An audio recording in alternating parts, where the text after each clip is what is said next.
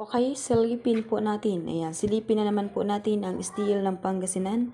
Malay natin makuha natin today. So, kanina po, nag-try akong silipin yan kanina. Nakuha ko si 23, si 21.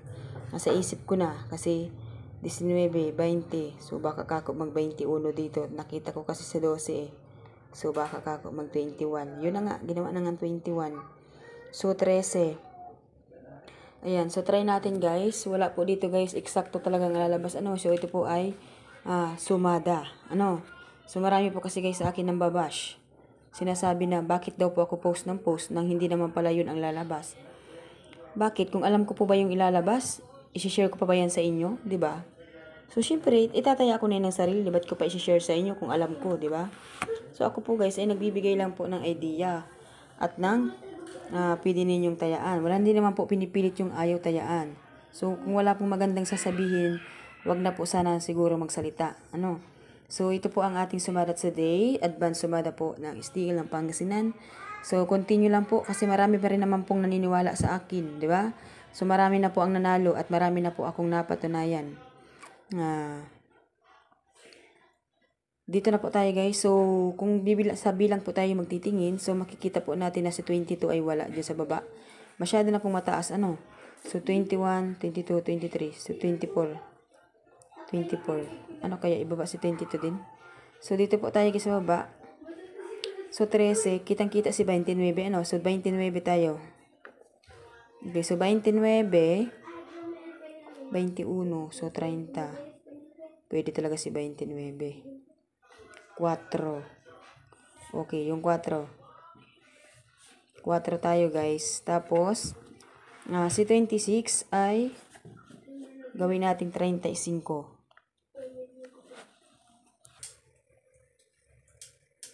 So, 35 yan guys, no? 35. Pag wala po guys sa post, pag nakita nyo pong wala yung blanco, ibig sabihin nakapost po yan ng hiwalay. Ganyan lang po yung kasimple. So, ngayon, 29, 4, 35. Pwede rin naman kasi mag-8. Or di kayo mag-37. So, 37 tayo. Okay, so, 29, 4, 35, 37. Okay, yung next natin na silipin dito guys ay steel ng Bulacan. Okay, so Bulacan po tayo. Okay, so ito po ay Pangasinan. Okay, ngayon naman isilipin natin ang Bulacan. Pag lumalabas ang sumada natin, tumatago na yung mga nananalo. Wala nang imik, di ba?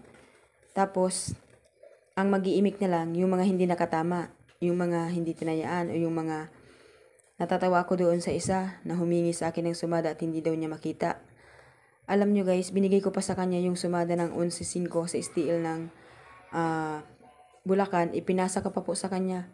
Kasi daw po, putol daw po yung video, hindi daw po niya makita. Kahit naman po guys, hindi niya tingnan yung video.